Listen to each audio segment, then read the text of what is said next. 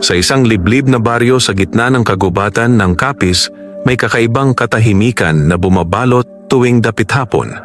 Dito ipinadala si Padre Leopoldo, isang pari na hindi lamang kilala sa kanyang pagiging matibay sa pananampalataya, kundi isa ring albularyo.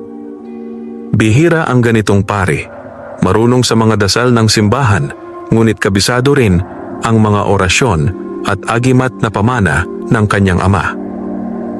Nang dumating siya sa baryo, sinalubong siya ng malamlam na tingin ng mga tao. May kakaibang lamig ang kanilang mga mata. Tila ba may nakatagong sikreto na hindi agad ipinaaalam sa isang bagong dayo. Sa unang misa niya sa lumang kapilya, napansin niya ang kakaibang kawalan ng mga matatanda at kabataan. Iilan lamang ang dumalo at halos lahat ay tahimik, nakayuko at parang wala sa sarili. Matapos ang misa, kinausap siya ng isang matandang babae na nagpakilalang si Aling Doray. Siya ang nagkwento ng isang nakapangingilabot na kasaysayan. Aniya, Padre, marami na pong paring naatasang maglingkod dito, ngunit wala ni isa ang nakabalik. Ang iba, natagpo ang piraso-piraso sa gilid ng gubat, at ang iba na may hindi na nakita pa. Nagulat si Padre Leo. Naisip niyang baka gawa ng mga tulisan o ligaw na hayop, ngunit mabilis siyang binara ni Aling Doray. Hindi hayop, Padre. Hindi rin tao. Aswang. Ang mismong mga pamilya rito. Mga nilalang na nagpapanggap. Sa gabi, sila'y lumalabas upang maghanap ng laman. Ang mga paring ipinadadala dito, sila ang ginagawang handa sa kanilang mga hapag. Nabiglaman, hindi natinag si Padre Leo. Pinatatag siya ng kanyang pagiging albularyo at ng kanyang pananampalataya. Alam niyang hindi aksidente ang pagkakadestino niya roon. Tila itinulak siya ng tadhana upang tuklasin ang pinakatatago-tago ng baryo. Kinagabihan, habang nagdarasal siya sa kumbento, nakarinig siya ng mga malalakas na yabag sa labas. Nang sumilip siya, nakita niya ang ilang kabaryong nagbubuhat ng isang bagay na nakabalot sa itim na kumot. Nang matamaan ng liwanag ng buwan, tumulo ang dugo mula sa kumot at gumuhit sa lupa. Agad niyang kinuha ang kanyang krus, ang bote ng banal na langis, at ang kanyang bertud na agimat. Naramdaman niyang nagsisimula na ang kanyang laban, hindi lamang laban ng isang pari, kundi laban ng isang albularyong hinasa para harapin ang dilim. At sa kanyang isipan, nag-ukit ang tanong, ilang pari pa ba ang naging biktima bago siya dumating?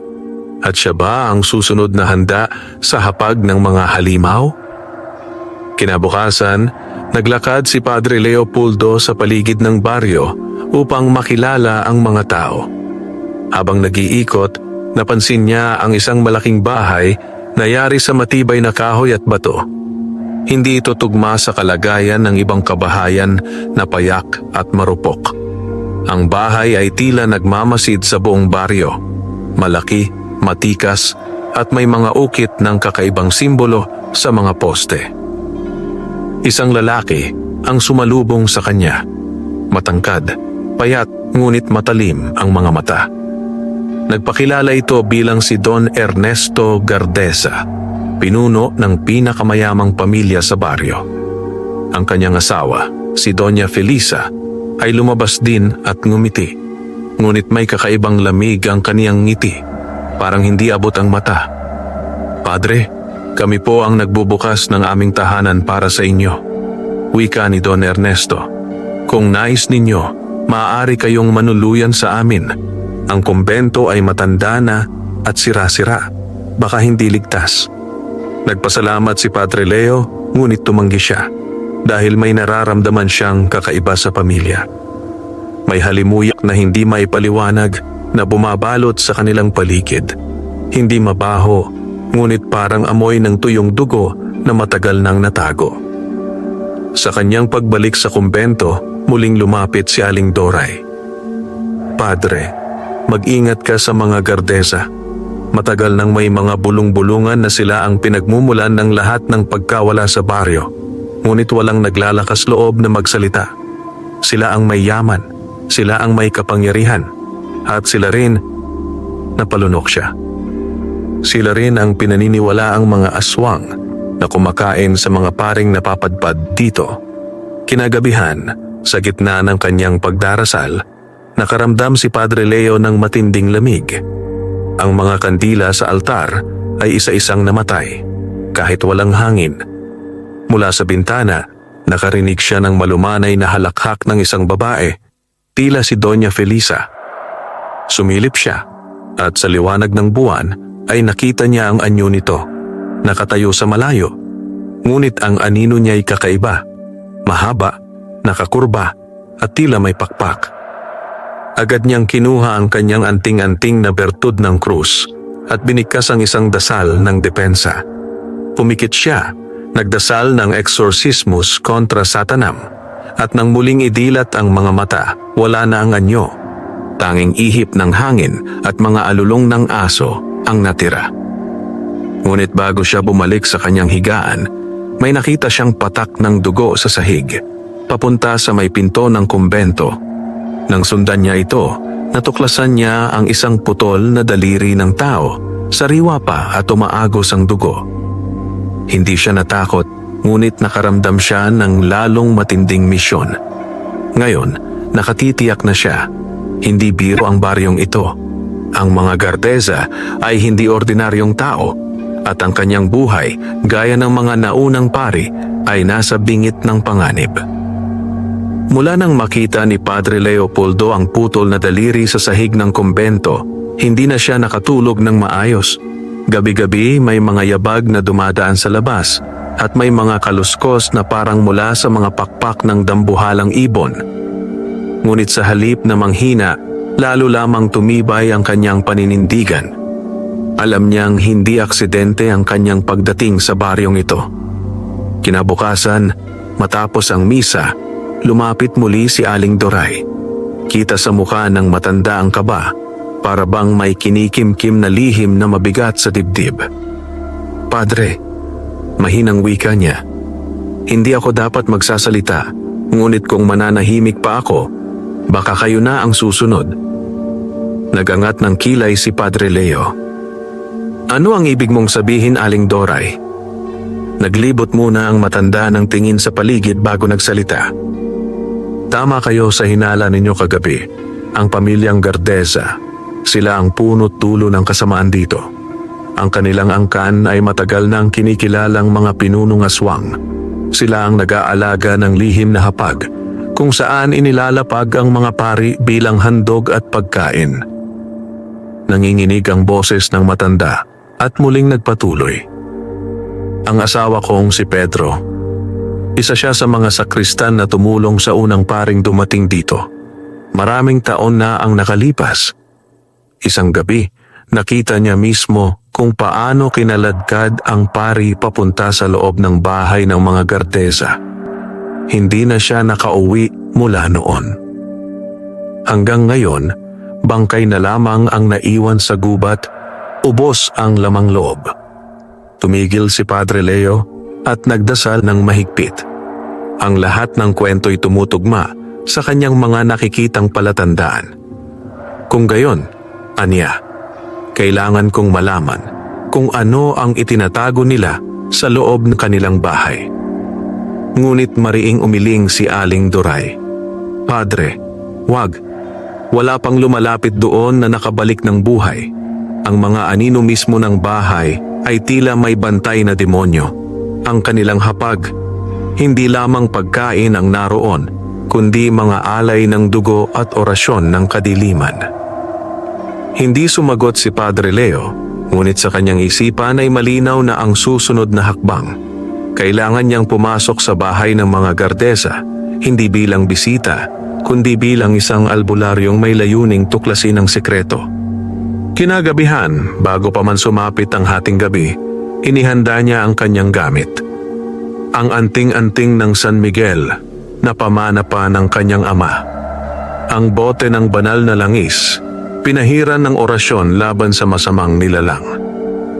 Ang krusipihong bakal na matibay at mabigat. at ang maliit na libro ng mga dasal ng depensa laban sa mga nilalang ng gabi. Sa dilim ng gabi, nagtungo siya sa gilid ng bahay ng mga gardesa. Tahimik ang paligid, ngunit naroon ang isang hindi maipaliwanag na amoy, halimuyak ng bulok na laman at dugo. Sa isang siwang ng bintana, nasilayan niya ang loob. Isang mahabang mesa, nakalatag ang mga mamahaling putahe. Ngunit imbes na karne ng hayop, tila mga parte ng tao ang nakahain. Braso, atay, at ulo na tinakpan lamang ng mga dahon at pampalasa. Naramdaman niya ang pag-ikot ng kanyang sikmura, ngunit pinanatili niyang matatag ang kanyang paningin. Hindi na siya maaaring umatras. Ang kanyang misyon ay malinaw. Iligtas ang susunod na magiging biktima bago maging huli ang lahat. At mula sa anino ng hagdan, nakita niya ang isang lalaking nakagapos, buhay pa, umiiyak at humihingi ng saklolo. Si Padre Leo ay dahan-dahang nagantanda at nagdasal ng panimula ng laban. Alam niyang ang gabi ay magiging dugtungan ng kanyang kapalaran, buhay o kamatayan. Sa katahimikan ng gabi, mahigpit na kumapit si Padre Leopoldo sa kanyang krusipihong bakal. Pinakiramdaman niya ang tibok ng kanyang puso na tila tumutugma sa mahinang iyak ng lalaking nakagapos sa loob ng bahay ng mga gardesa. Ang lamig ng hangin ay tila nanunuot hanggang sa kanyang buto, dala ng masamang presensya na bumabalot sa paligid. Dahan-dahan niyang inilapit ang sarili sa siwang ng bintana. Nakita niyang nakaupo sa dulo ng mahabang hapag, si Doña Felisa, nakasuot ng pulang saya at may suot na kwintas na yari sa tila mga ngipin ng tao. Katabi niya si Don Ernesto, tahimik ngunit mapanganib ang aura. Ang kanilang mga mata ay kumikislap sa ilalim ng liwanag ng kandila, hindi mata ng tao, kundi mata ng halimaw. Sa gitna ng mesa, may malaking mangkok na puno ng pulang likido. Habang nakatitig si Padre Leo, napagtanto niyang iyon ay hindi alak, kundi dugo. Biglang tumayo si Doña Felisa. Lumapit siya sa nakagapos na lalaki at sa kanyang ngiti ay lumitaw ang mahahabang pangil. Handa na ang hapunan, bulong niya. Hindi na nag-aksaya ng oras si Padre Leo. Binuksan niya ang maliit na bote ng banal na langis, ibinuhos sa kanyang palad at sabay idinikit sa krusipihong bakal. Tumayo siya, pumasok sa pinto at buong lakas na sumigaw. Sa ngalan ng Diyos at ng banal na krus, huminto kayo, mga anak ng kadiliman. Nagulat ang buong pamilya. Ang mga ilaw ng kandila ay biglang nagliyab, tila ba lumakas ang apoy. Ang lalaking nakagapos ay napatingin sa kanya na may halong pag-asa. Padre, tulungan niyo po ako. Mabilis na naglakad si Padre Leo papunta sa kanya, ngunit sinalubong siya ni Don Ernesto. Biglang humaba ang mga kuko nito, parang matalim na patalim na handang tumuhog. Ngunit itinapat ni Padre Leo ang kanyang krusipihong may langis, at nang dumikit ito sa balat ng halimaw, nagliyab ang laman at lumabas ang usok.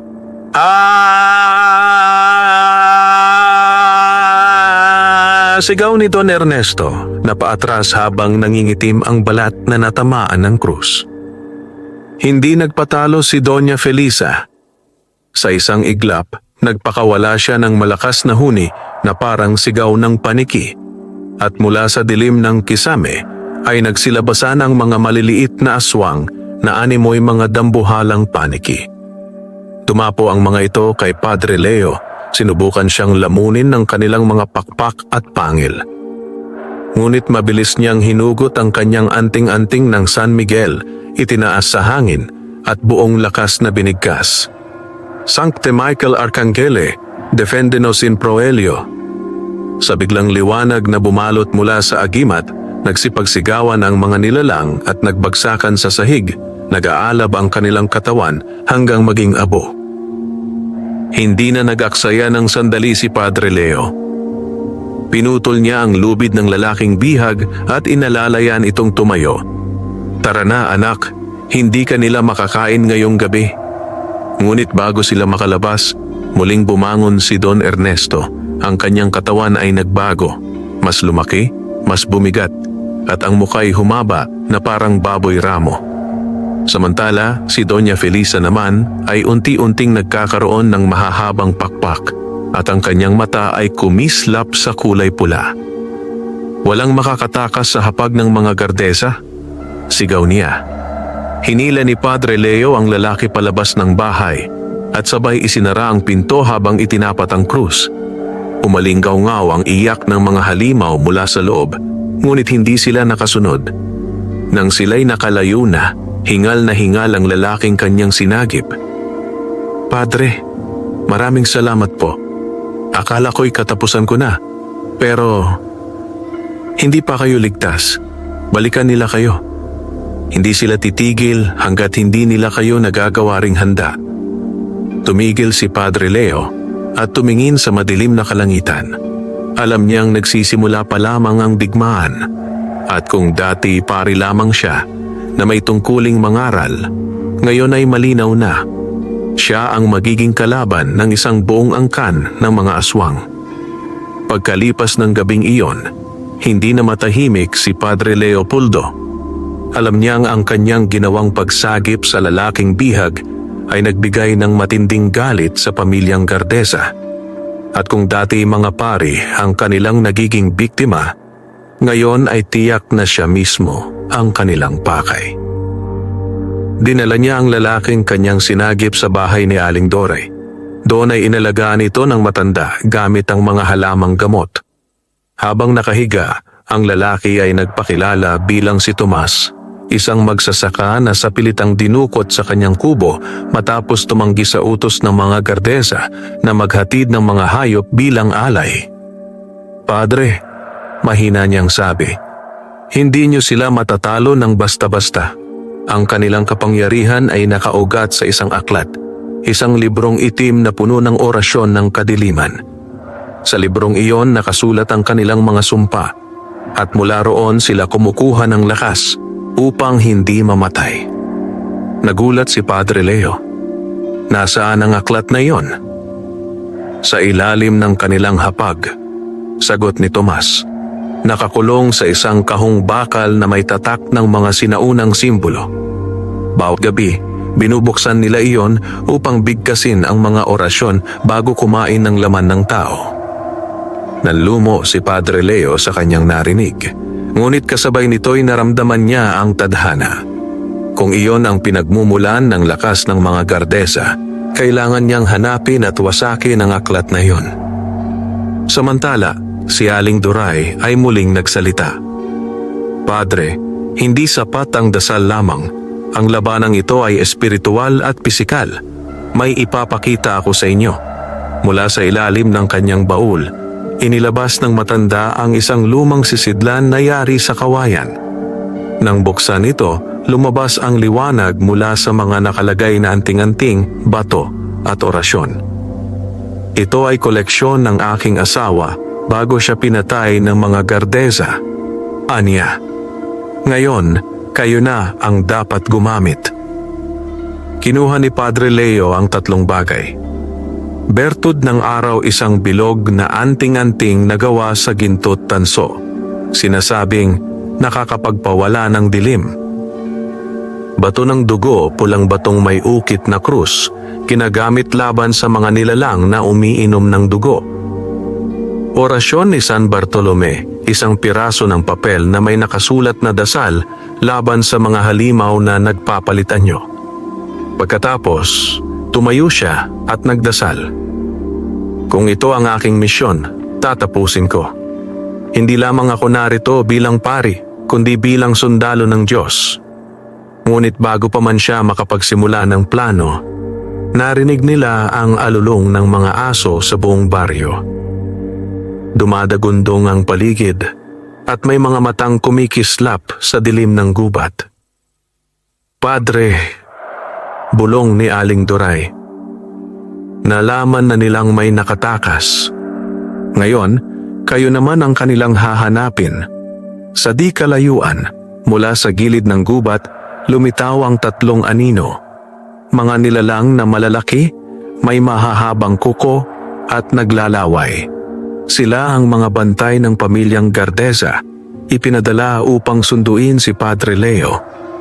Mahigpit niyang hinawakan ang krusipihong bakal at ang kanyang anting-anting ay nagningning sa ilalim ng buwan. Sa kanyang isipan, malinaw ang susunod na hakbang. Ang aklat na itim ang susi ng lahat at upang makuha iyon, kailangan muna niyang malampasan ang mga bantay ng impyerno. Sa ilalim ng malamlam na liwanag ng buwan, humahampas ang malamig na hangin na tila nagdadala ng halakhak ng mga kaluluwa. Nasa labas ng bahay ni Aling Doray, si Padre Leopoldo, nakaharap sa tatlong aninong dahan-dahang lumalapit. Ang kanilang mga mata ay kumikislap sa pula at ang kanilang mga katawan ay hindi naganap na tao. Mga nilalang na nasa pagitan ng hayop at tao. Ang unay dambuhala, balot ng makakapal na buhok at mahahabang kuko, parang lobo na naglakad sa dalawang paa. Ang ikalaway payat, ngunit mahaba ang leeg, ang bungangay hanggang tainga, at ang mga ngipin ay parang pangil ng pating. Ang huli na may isang babae, ngunit ang katawan niya ay lumulobo at lumiliit, nagbabalat sibuyas habang naglalakad, parang may maraming balat na tinatanggal at muling bumabalot. Umalingaw-ngaw ang kanilang tinig na sabay-sabay. Padre Leopoldo, ikaw ang susunod na handa sa hapag. Hindi ka makakatakas sa kapangyarihan ng mga Gardeza. Mahigpit na hinawakan ni Padre Leo ang kanyang krusipihong bakal at inilabas ang bertud ng araw mula sa kanyang dibdib. Sa kanyang bibig, lumabas ang dasal. Dominus illuminatio mea, et salus mea, quem timebo? Biglang nagningning ang anting-anting at isang sinag ng liwanag ang tumama sa mga nilalang. Napatras ang tatlong bantay, ngunit agad ding bumalik na may mas matinding galit. Ang unang halimaw, ang dambuhalang lobo, sumugod at sinikap siyang lapain. Ngunit bago pa man dumikit ang mga pangil nito, isinampal ni Padre Leo ang kanyang krusipihong may banal na langis sa noo nito. Nagliyab ang laman ng halimaw at umatungal ito ng napakalakas bago gumulong sa lupa. Ngunit hindi pa tapos. Ang payat na may mahabang leeg ay mabilis na gumapang sa dingding at mula sa itaas ay sumugod pababa. Nakabuka ang bunganga na kayang lamunin ang kalahati ng katawan ng tao. Inihagis ni Padre Leo ang bato ng dugo na tumama sa bunganga ng halimaw. Pumutok ang pulang liwanag at bigla itong napasigaw, umiiyak ng dugong itim mula sa kanyang lalamunan. Samantala, ang babae, ang ikatlong bantay, ay naglabas ng mahabang dila na parang ahas. Kumapit ito sa braso ni Padre Leo at sinubukang hatakin siya. Ngunit mabilis siyang nag-antanda, sabay bigkas ng orasyon ni San Bartolome. Isang krus ang tatapos sa iyo, anak ng kasamaan. Biglang naputol ang dila ng halimaw at ang katawan nito ay nagsimulang matunaw, balat sa balat, hanggang sa maging isang tambak ng itim na putik na bumubulwak sa lupa. Hingal na hingal si Padre Leo, ngunit alam niyang hindi pa siya ligtas. Ang unang dalawang halimaw ay nagsisikap pang bumangon, kahit sunog ang laman at duguan. Hindi ka makakatakas. Padre, wika ng payat na halimaw, habang ang kanyang bunganga ay tuluyang bumuka. Lumabas ang mga insekto at uod na gumagapang sa lupa. Ngunit bago sila muling makalapit, biglang dumating si Tomas, dala ang isang sibat na yari sa kawayan na pinahiran ng langis at asin. Sa isang iglap, itinarak niya ito sa dibdib ng dambuhalang lobo. Para sa mga pinatay niyong kababaryo namin, sigaw ni Tomas. Umuga ang lupa sa lakas ng sigaw ng halimaw bago ito tuluyang nag-alab at naging abo.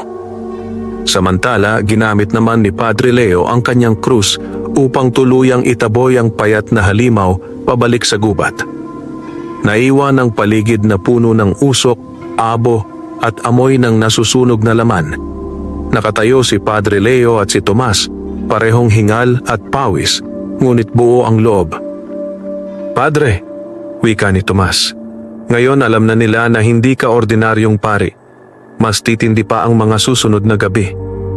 Tumango si Padre Leo. "Kung ganon, mas kailangan nating magmadali. Ang aklat ng kadiliman, iyon ang kailangang makuha at wasakin." Sa di kalayuan, mula sa loob ng bahay ng mga Gardesa, umalingaw-ngaw ang halakhak ni Doña Felisa. "Subukan ninyo, pero ang sino mang lalapit sa aklat ay mamamatay ng mas masakit pa kaysa sa inyong inakala." At sa gabing iyon, nagsimula na ang mas malawak na digmaan, hindi lamang laban ng isang pari, kundi laban ng liwanag at kadiliman. Madaling araw, matapos ang laban-laban sa tatlong bantay, tahimik na nakaupo si Padre Leopoldo sa harap ng altar ng lumang kapilya. Hawak niya ang kanyang krusipihong bakal, habang paulit-ulit na binibigkas ang dasal ng lakas at proteksyon. Sa kanyang tabi, nakahiga si Tomas, na bahagyang sugatan ngunit buo ang loob. Lumapit si Aling Doray, dala ang ilang halamang gamot at inumin. "Padre," mahinang bulong niya, "kung talagang nais ninyong tapusin sumpa ng baryong ito, wala nang ibang paraan kundi ang pasukin ang bahay ng mga Gardesa. Ngunit maghanda kayo. Hindi ito ordinaryong bahay. Ang mismong dingding nito'y may mga ukit na orasyon ng kadiliman." Tumango si Padre Leo. "Handa ako. Handa tayong lahat. Ang aklat ng itim na orasyon ang pinagmumulan ng lahat ng kanilang lakas. Kapag nasira iyon, mawawala ang kapangyarihan ng buong angkan." Nagpahinga sila ng kaunti, at nang sumapit ang dilim ng gabi, nagsimula ang kanilang paghahanda. Dala ni Padre Leo ang kanyang bertud ng araw at bato ng dugo. Si Tomas naman ay may hawak na sibat na nilagyan ng asin, bawang at langis. Si Aling Doray, kahit matanda na, ay sumama, dala ang kanyang lumang pangalap, isang pamalo na yari sa kahoy ng punong sagrado na ginagamit ng mga ninuno laban sa mga mangkukulam. Habang lumalapit sila sa bahay ng mga Gardesa, naramdaman nila ang bigat ng paligid. Ang hangin ay nanlamig, at ang mga ibon sa puno ay nagsitahimik. Mula sa malayo, ang bahay ay nakatindig na parang palasyo ng anino, mataas, malaki, at ang bawat bintana ay kumikislap sa kakaibang pulang liwanag. Paglapit nila sa bakod, napansin ni Padre Leo ang mga nakaukit na simbolo, mga mata, krus na baligtad, at mga bilog na puno ng misteryosong titik. Ito ang tinatawag nilang tataw, mga orasyon ng hadlang, wika ni Aling Doray. Kapag pumasok tayo ng walang depensa, tidikit ang ating kaluluwa sa kanilang dingding at hindi na makakawala. Itinaas ni Padre Leo ang bertud ng araw, at mula rito ay naglabas ng liwanag na tumama sa mga ukit. Isa-isa, ang mga simbolo ay nagliyab at nagbura ng kanilang marka hanggang sa mabuksan ang daan. Sa loob, sinalubong sila ng amoy ng dugo at bulok na laman. Ang mahabang hapag ay naroon pa rin, at sa gitna nito ay nakalatag ang mangkok na puno ng dugo. Sa ilalim ng hapag, may malaking kahon na bakal na may mga kadena at mga ukit na simbolo ng kadiliman. Ito na ang aklat ng itim na orasyon. Ngunit bago sila makalapit, biglang nagsara ang mga pinto. Ang mga ilaw ng kandila ay sabay-sabay na nagapoy, at mula sa dilim, lumabas ang ilang mga nilalang. Kalahating tao, kalahating hayop, lahat ay mga alila ng mga Gardesa. At mula sa itaas ng hagdan, bumaba si Doña Felisa at Don Ernesto, suot ang kanilang mga damit na tila kasuotan ng hari at reyna ng impyerno. Ang kanilang mga matay kumislap at ang kanilang mga tinig ay umalingaw-ngaw. Malugod naming tinatanggap ang bagong handa. Padre Leopoldo, ang iyong dugo ang magbibigay lakas sa aklat magpakailanman. Itinaas ni Padre Leo ang kanyang krus at sumigaw, "Sa ngalan ng Diyos na buhay, hindi kayo magtatagumpay." At nagsimula ang unang tunay na labanan sa loob ng kuta ng mga Gardesa. Umalingaw-ngaw ang buong bahay ng mga Gardesa nang magsimula ang laban. Sa bawat kislap ng kandila, tila nabubuhay ang mga anino sa dingding. Mga aninong may sariling galaw, mga mukhang lumalabas mula sa kahoy at bato. Ang mga alila ng pamilya, mga halimaw na halong tao at hayop, ay nagsimulang sumugod kay Padre Leopoldo, kay Tomas at kay Aling Doray. Itinaas ni Padre Leo ang kanyang krusipihong bakal at sumigaw ng dasal. Christus vincit, Christus regnat, Christus imperat. Isang liwanag ang lumabas mula sa krus, tumama sa unang alila na parang apoy na sumusunog. Ang nilalang ay napasigaw at natunaw, naiwan lamang ang abo sa sahig. Ngunit hindi lahat ay natigil. Ang ilan ay nakalusot at umatake kay Tomas. "Padre, akin na ang mga ito," sigaw ni Tomas habang itinarak ang sibat na pinahiran ng asin sa dibdib ng isang halimaw. Kumislot ang katawan nito at bumagsak, nangingisay. Si Aling Doray naman, gamit ang kanyang pangalap, ay pumalo sa isang halimaw na parang paniki. Bawat hampas ay may kasamang dasal ng kanyang yumaong asawa at ang nilalang ay umatungal hanggang maglaho. Ngunit hindi iyon ang tunay na laban. Mula sa itaas ng hagdan, bumaba si Don Ernesto at si Doña Felisa. Ang kanilang anyo ay nagbago, hindi na tao. Si Don Ernesto ay naging dambuhalang halimaw, balot ng makakapal na kaliskis, at ang kanyang bibig ay naglalabas ng apoy na itim. Samantala, si Doña Felisa ay nagkaroon ng mahahabang pakpak at ang kanyang buhok ay naging parang ahas na gumagalaw ng kusa. "Padre Leopoldo," bulong ni Doña Felisa na parang nasa loob ng kanyang isipan. "Dito na matatapos ang iyong misyon. Magiging handa ka rin sa aming hapag, tulad ng lahat ng pari na ipinadala rito." Ngunit matatag ang loob ni Padre Leo. Itinaas niya ang bertud ng araw at ang buong kapaligiran ay nabalot ng liwanag. Ang mga anino sa dingding ay naglaho at ang mga halimaw na alila ay nagsipagsigawan bago naging abo. "Hindi ako darating dito para maging handa," sigaw niya. "Ako'y narito upang wasakin ang inyong kasamaan." Sumugod si Don Ernesto, dinadala ang lakas ng apoy. Ngunit sinalubong siya ni Padre Leo gamit ang bato ng dugo na tumama sa kanyang dibdib. Pumutok ang liwanag at ang halimaw ay napaatras, dumugo ang kanyang bibig.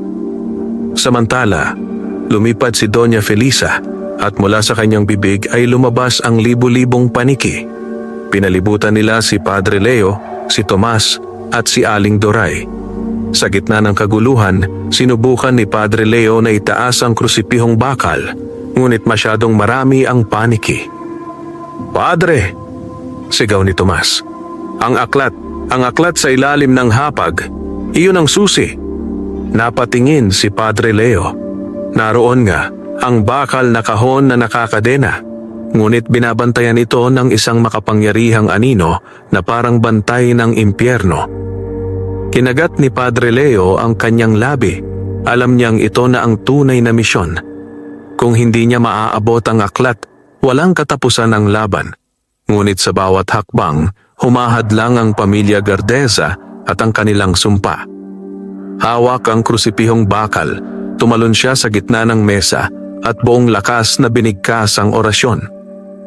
"Exorcizo vos, omni spiritus immunde, in nomine Iesu Christi Nazareni, potexeatis et resedatis ab hoc loco."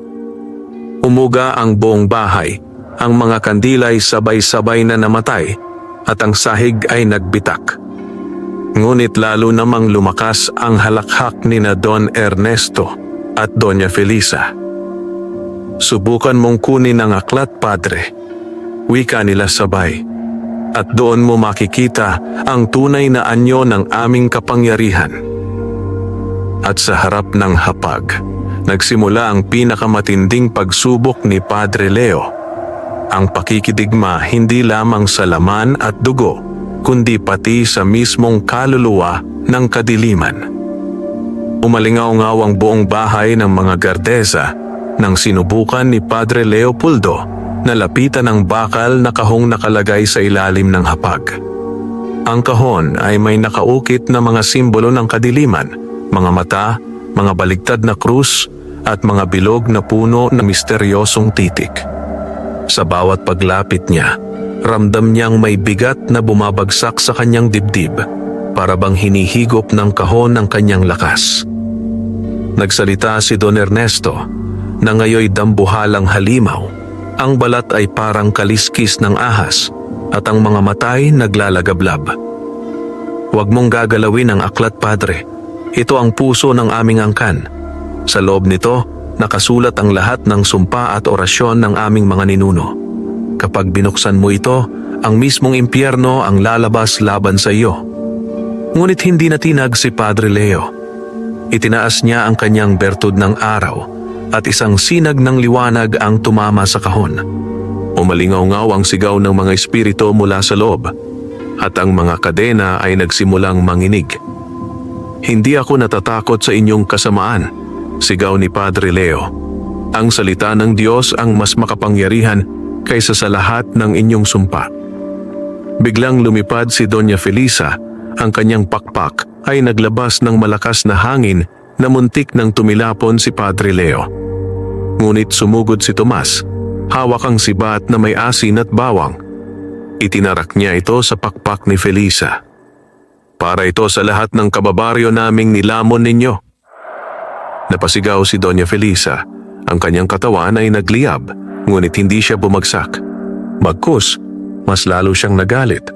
At mula sa kanyang bibig ay lumabas ang mahabang dila na parang ahas, handang lamunin si Tomas.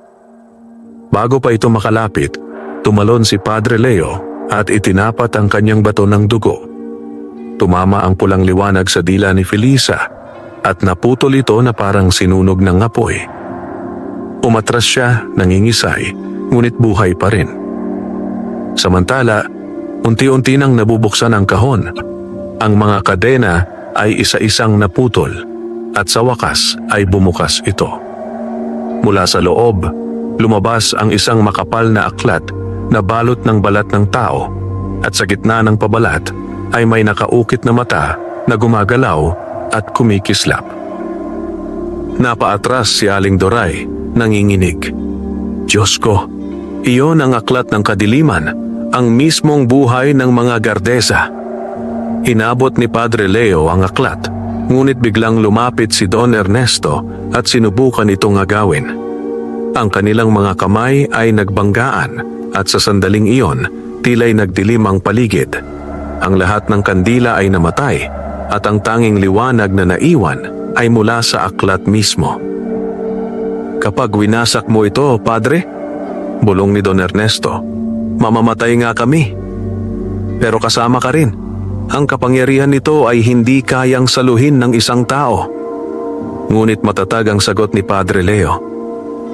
Mas mabuti nang mawala ako kaysa magpatuloy ang kadiliman ninyong sumisira ng buhay. Sa isang iglap, itinapat niya ang krusipihong bakal sa aklat at binigkas ang pinakamakapangyarihang dasal na alam niya. Exorcismus te, omnis immundus spiritus. Sa ngalan ng Ama, ng Anak at ng Espiritu Santo, mabuwag ang inyong sumpa. Umuga ang buong bahay, bumitak ang sahig at isang malakas na sigaw mula sa libu-libong kaluluwa ang lumabas sa aklat. Ang mga espiritu ay nagsipaglabasan, dumaan sa katawan ni na Don Ernesto at Doña Felisa. Ang dalaway napasigaw, ang kanilang balat ay nagsimulang malusaw at ang kanilang anyo bilang tao at halimaw ay nagkawatak-watak. Ngunit kasabay nito, si Padre Leo ay tinamaan ng matinding enerhiya mula sa aklat. Ang kanyang katawan ay nanginig at ang kanyang dugoy parang kumukulo. Ramdam niyang kahit siya ay maaaring mamatay kung magpapatuloy. Padre, sigaw ni Tomas, itigil mo na. Baka ikaw ang lamunin ng aklat. Ngunit hindi siya tumigil. Sa halip, mas lalo niyang idiniin ang krus sa ibabaw ng aklat. Sa huling dasal, sumabog ang liwanag na parang araw at ang buong bahay ng mga Gardesa ay gumuho. Ang mga sigaw ni na Don Ernesto at Doña Felisa ay huling narinig bago sila naging abo, kasabay ng paglaho ng aklat na bumalot sa kanila. At sa gitna ng abo at guho, nakatayo si Padre Leo, halos mawalan ng malay, ngunit buo pa rin ang kanyang krusipihong bakal. Ngunit sa kanyang dibdib, ramdam niya ang kakaibang bigat, parang may naiwan mula sa aklat. Pagkatapos ng malakas na pagsabog ng liwanag, nagmistulang abo ang buong bahay ng mga Gardesa. Ang dating palasyong kaharian ng kadiliman ay natunaw, naging guho, at natabunan ng abo at alikabok na sumayaw sa hangin. Sa gitna ng mga guho, nakahandusay si Padre Leopoldo, halos walang malay, habang hawak pa rin ang kanyang krusipihong bakal. Lumapit si Tomas, duguan at hingal, at inalalayan siya. "Padre, tapos na. Wala na sila.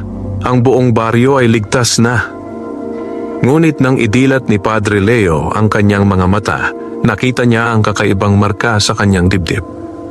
Isang itim na simbolo katulad ng mga ukit na nakita niya sa aklat ng kadiliman ang naiwan sa kanyang balat. Parang paso na hindi na mabubura. Lumapit si Aling Doray, nangingilid ang luha.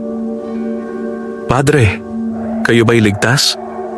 O baka daladala ninyo ang sumpa ng aklat?" Dahan-dahan siyang umupo at kahit nang hihina, matatag ang kanyang tinig. Nawasak na ang aklat, ngunit bahagi ng kapangyarihan nito'y pumasok sa akin. Ito ang kapalit ng aking ginawa.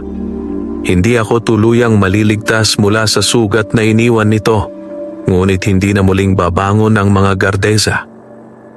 Napatango si Tomas, ngunit hindi may tatago ang pangamba sa kanyang muka. "Ibig bang sabihin, kayo na ngayon ang magiging sisidlan ng kapangyarihan ng aklat?" Tahimik nang ngumiti si Padre Leo. "Kung ganoon man, sisiguraduhin kong gagamitin ko ito hindi para sa kadiliman, kundi para sa liwanag. Ang sugat na ito ay paalala ng aking misyon.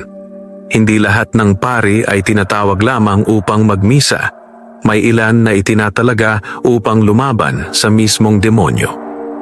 Nang sumikat ang araw, unti-unting lumabas ang mga taga-baryo mula sa kanilang mga bahay.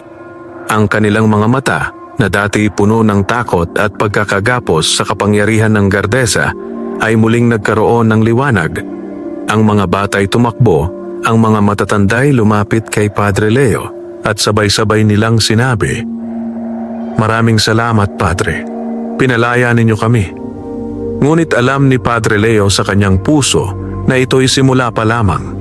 Ang baryong iyon ay naligtas nga, ngunit sa buong kapuluan, alam niyang marami pang angkan ng aswang at mangkukulam ang nagtatago, naghihintay ng susunod na gabi upang muling maghasik ng lagim. Habang nakatanaw sa bukang liwayway, pinisil niya ang kanyang krus at marahang bulong. "Diyos ko, kung ito ang aking krus na bubuhatin, tanggapin ko. Hindi ako titigil hanggat mayroong nilalang ng dilim na nagnanais manlamon ng inosente. Sa ngalan mo, magpapatuloy ako." At sa araw na iyon, nagsilang ang pangalan ng isang bagong alamat.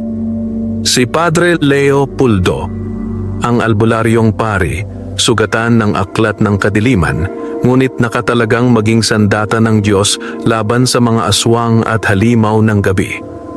Makalipas ang ilang linggo, unti-unting bumalik ang buhay sa baryo. Ang mga tao'y muling nakapagtanim, ang mga bata'y naglalaro, at ang takot na matagal nang bumabalot sa kanilang puso ay napalitan ng pag-asa. Ngunit hindi na muling nakalimutan ng lahat ang gabi kung kailan bumagsak ang angkan ng mga Gardesa. Kumalat ang balita sa mga karatig baryo. Ang mga taong dati naniniwala na ang mga pari madaling biktimahin ng mga aswang, ngayon nagkwento tungkol sa isang pari na hindi lamang nagdasal kundi lumaban. Isang pari na hindi natakot sa hapag ng dugo at kayang humarap sa mismong aklat ng kadiliman. ngunit kasama ng papuri ang pag-aalala. Maraming nakarinig tungkol sa marka sa dibdib ni Padre Leopoldo. Isang sugat na parang paso, nakaukit ng itim na simbolo. Ang ilan ay nagsabi na iyon ay tanda ng kasamaan na maaaring sumiklab balang araw. Ang iba namay naniniwalang iyon ang sagisag ng kanyang sakripisyo, patunay na kahit sa pagdikit ng dilim, mas pinili niya ang liwanag. Si Tomas, ang magsasakang kanyang sinagip, ay naging kanyang kasamahan. Sumumpa siyang hindi naiiwan si Padre Leo at magiging saksi sa bawat laban na haharapin nila. Samantala, si Aling Doray, kahit matanda na, ay nanatili sa baryo upang maging gabay at magpasa ng mga lumang kaalaman laban sa masasamang nilalang. Isang araw, habang si Padre Leo ay nagdadasal sa harap ng altar, may isang batang lumapit. "Padre," sabi nito, "totoo po ba na kayo'y pari at albularyo? At totoo po ba na kaya niyong talunin ang lahat ng aswang?" Ngumiti si Padre Leo, panayad ngunit seryoso. "Anak, hindi ako mag-isa. Ang Diyos ang nagbibigay ng lakas, at ang bawat dasal at mabuting gawa ng tao'y sandata laban sa dilim. Kung maniniwala ka, kahit ikaw ay kayang lumaban." Tumakbo ang bata, puno ng pag-asa. At sa mga susunod na taon, nagsimulang kumalat ang alamat ng albularyong pari, isang taong nagtataglay ng lakas ng pananampalataya at kapangyarihan ng mga ninuno. Ang kanyang pangalan ay binanggit sa mga kwento ng mga magsasaka, mangingisda at mga naglalakbay. Si Padre Leopoldo, sugatan ng aklat ng kadiliman, ngunit itinakdang maging bantay ng mga baryo laban sa mga halimaw ng gabi. At sa bawat dapit hapon, habang ang buwan ay sumisilip sa kalangitan, may mga nagsasabing nakikita nila ang isang figura ng pari, hawak ang krusipihong bakal, naglalakad sa gilid ng kagubatan. Hindi sila nakakatiyak kung iyon ay laman ng kanilang imahinasyon o isang paalala na ang kanilang tagapagtanggol ay naroon pa rin. Isang bagay lamang ang tiyak. Habang mayroong kasamaan sa dilim, patuloy na lalaban si Padre Leopoldo. Wakas.